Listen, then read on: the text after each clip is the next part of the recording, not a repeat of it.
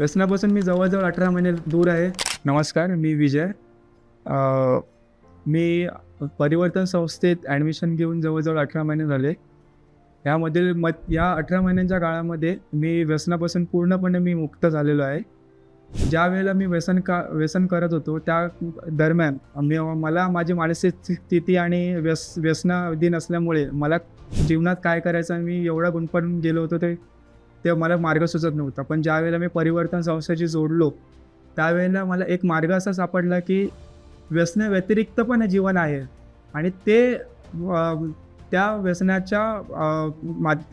न करण्याच्या माध्यमासाठी मी तिथे जॉईन झालो. तिथे पूर्ण 1-1.5 महिने मी उपचार घेतले आणि त्या उपचारादरम्यान आमचं दैनंदिनपासून जे पण काय आहे ते मार्गदर्शन आम्हाला चांगल्या सरांनी केलं. व्यसनापासून मी जवळजवळ 18 महिने दूर आहे. याच्या दरम्यानच्या काळात व्यसनापासून दूर राहण्याचा जे पण मार्ग मला अवलंबता येईल तेवढे मी अवलंबले. त्यातून मी पूर्णपणे बरा झालो.